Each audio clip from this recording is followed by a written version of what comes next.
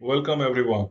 Today we'll talk about succession planning, a basic concepts on succession planning in this videos. So the agenda is very simple and very straightforward. We will try to understand succession plan as in what is the plan, what are the options, what are the availability of resources. In this case is the talent pool that I'm talking around it. We need to understand how does it matter. Does planning helps us augment the performance of the organization, or is it just inconsequential in nature perhaps?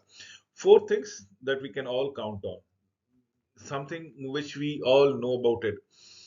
Plentiful of things. Life, for one matter, death is certain, change is certain. Absolutely, that happens. Things which are beyond our control is always certain to happen. And obviously, the Murphy's Law that comes around it. So, what is the legacy and what is yours? What do we leave behind when we leave an organization? Does it our goodwill? Is it our reputation? Is it a name that is at stake? So, what do we look at into it? Do we stand to leave behind a legacy? Let's say, without senior management support, frustration is actually inevitable. Frustration is pending. If is something that is bound to happen around here. That is without the support of the senior management. Once the support comes in, probably a sense of satisfaction is something which we can count upon. So let us talk with the human resources. They have tools. First, sell the concept of succession planning. Sell the concept in the sense who is good to fill up the void in case certain lacunae or certain vacuum happens. What are the critical position that needs to be monitored from time to time? We'll talk about candidate selection. Identify the prospects. When we're talking about the prospects, we are talking about the right skill set. We're talking about the requisite knowledge. And most importantly, the behavioral aspects should match that of the cultures and the values of the organization. So, yes, we need to identify the prospect, share the plan with them accordingly. And how do we proceed with it? Are they on the same page as per that of company's values? Prepare some unexpected, probably unwarranted reactions, repercussions thereby. So you need to understand the pros and cons about it. So what are we looking into it? Are we looking at somebody which who is going to continue the same momentum in the organization, or we are going to change that perspective altogether, or there can be a better alternative, better solution, different point of view, out of box solutions to the problem. So best case scenarios of succession planning or grooming a person for the next best responsibility, the higher approaches is all about mentoring and coaching. Now, how do we mentor? How do we coach? First, you can give them a project, you can give them a life situation, you can give an enhanced job responsibility, or the scope of the work could have been further made enlarged. The frequency thereby need to be higher. And if you are not able to enlarge the job, probably demands of the job can be made, and the person can be repeatedly exposed to a certain situation then and there.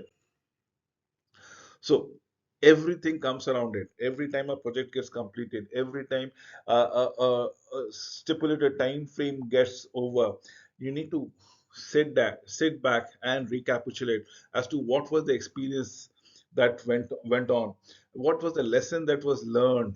We need to shift our gears as on when on necessary. Keys to succession planning. A very simple key would be shadowing somebody who is superior, shadowing a person with whose position you would love to be groomed for, and that is the best method. Next thing is all about internship will give you an ample opportunities to the exposures of the company's operation thereby.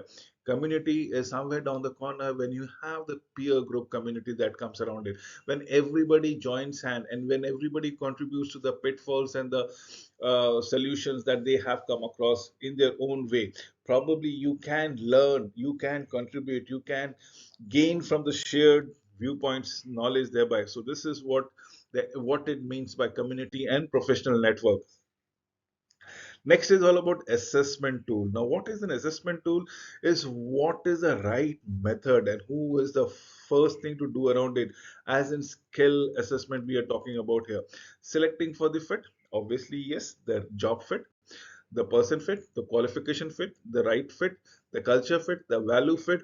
The fit is what we are looking around it, because the fit means immediate productivity. You don't need much time on grooming and things like that. Leadership style is what we look forward to. So why does it matter? And how does it goes around it?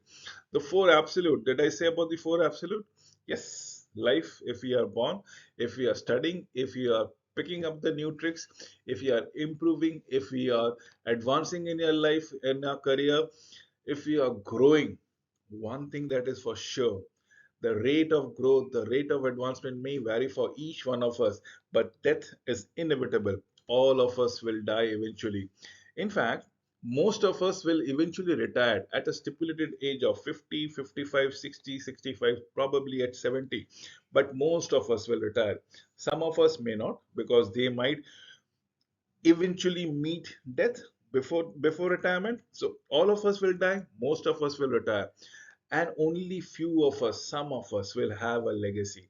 People will be remembering them long after they go. But essentially, none of us can take anything beyond it. We cannot take life with us, we cannot take memories with us, we cannot take retirement with us, we cannot take legacy with us. None of us, it's all required. So almost some none is what we are talking about, the four absolutes in life. All of us will die, most of us will retire, some of us will leave a legacy, but none of us will take anything with us. It is not what you take. Remember when you are gone. It is not what you take, but what you leave behind is what, when you go, that matters. That was told or shared by Randy Travis. Now, so that is what we, I, you, all of us should strive to at least leave a legacy behind, leave a continuum momentum, ensure that the organization that we have contributed, worked, probably become sustainable and super successful despite of us, in spite of us, and in times to come, in the foreseeable future, as the case might be. Choosing the right successor, how do you, why do you have a proficiency towards a certain profession? Why is this alignment that you want to look into it? Remember, great employers do not necessarily make great leaders. Absolutely, an order taker can be a good order taker, but probably might not be an effective order giver. So you need to understand and differentiate that, as in what, who is having the potential of being leading the company, being the right successor. Can leadership be taught? Probably there are various schools of thoughts behind it. Some say leaders are born, some say leadership can be taught, leadership can be groomed, leadership can be cultured, and probably made much more effective with right training, mentoring. So statistics don't lie. I'll just give you a statistics which will skew your viewpoint. If you look into it, the number of men, I say the male genders, at the fact end has a sizable population of dominance, but that doesn't mean women don't dominate. At the later stage of the years, the women live beyond men. So if you look at it, at early stages, probably men flourishes, but at the later stages, the tenacity of the woman age life becomes much more longer. So it's a skewed way of presenting statistics in a different fashion altogether. So statistics don't lie, as I say. So what is legacy? Something that is handed over by the ancestor to the predecessor. It's like a gift. It's like your excess cash in your company's account. It is a debt-free company that it goes around it, or the other way around. Absolutely, your company's coffers are empty, and you are debt-ridden in a company. So these are two different kind of companies that we are talking about it. And I've not even given an example of reputation, goodwill, and so on and so forth. So these needs to be taken. So what do you want yours to be?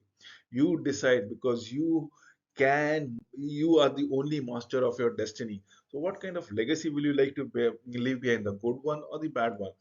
The servant leadership concept is the best way to leave a legacy, as in, if you can work around it, if you can be contributing not only towards the company, but also towards your peers, towards your employees, and every one of them. people will remember long after you're gone. With this aspect, I come to an end of this presentation. Thank you for watching this video till the very end.